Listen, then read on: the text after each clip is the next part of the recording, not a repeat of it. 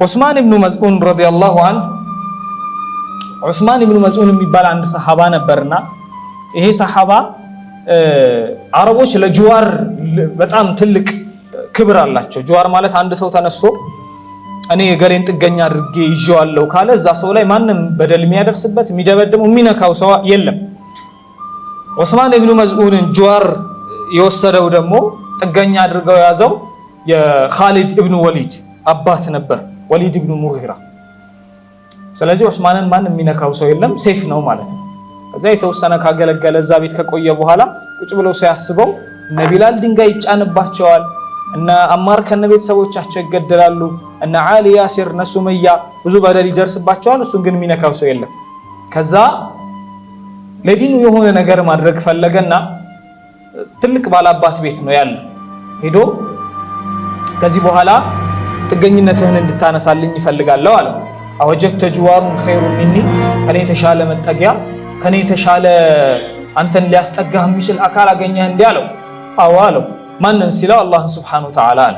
እንግዲህ ከዚህ በኋላ አንስቼልሃለሁ አለ። ከዛ አረቦች ካዕባ አካባቢ የስነ ግጥም መድረክ አላቸው። በዛ ሰዓት ለስነ ጽሁፍ ትልቅ ቦታ ይሰጣል ምናምን። ከዛ አንድ ገጣሚ ተነስቶ ግጥም ያቀርባል።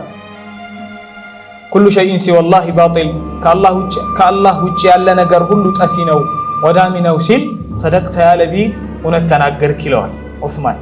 ከዛ ገጣሚው ፈኩሉ ኒዕመቲላሂ መሐለ ለሁ ዛኢል የአላህ ጸጋ የተባለች ነገር ሁሉ ጠፊ ነች አለ። ከዘብተ ያ ለቢድ ዋሻህ ኒዕመተል ጀና ላ ተዙል ጀነት ማትወገድና ዘላለማዊ ሀብት ነች ጸጋ ነው አለ። አረቦች በግጥም በስነ ጽሁፍ ስለምንም ይነሳ ስለምንም አስተያየት እንኳን አይሰጥም። እንኳን ከዘብት ዋሻህ ምናምን ብለህ ልትነቅፈው አይደለም አስተያየት አይሰጥም። ከዛ ገጣሚው በጣም ተገረመና መቼ ነው በአረቡ ዓለም ገጣሚዎች መዋረድ የጀመሩት ምናምን ብሎ ተናገረ። ከዛ አረቦቹ ወላሂ ያው ታውቃለህ እንዳንመታው እንዳንደብድበው እንኳን እንደዚህ ተናግሮ አይደለም እስልምናው የሚያናደን ሰዎች ነን፣ ግን ወሊድ ኢብኑ ሙጊራ ዘንድ ጥገኝነት ወስዶ የተቀመጠ ሰው ነው፣ ትልቅ ባላባት ዘንድ ጥገኛ የሆነ ሰው ነው ሲሉ ብለው ሲናገሩ ዑስማን ምን አለ? እኔ ጥገኝነቱን አንስቶልኛል ጥገኛ አይደለሁም ማለት ጥገኛ ካልሆንክማ ብለው ከበው መደብደብ ጀመሩ።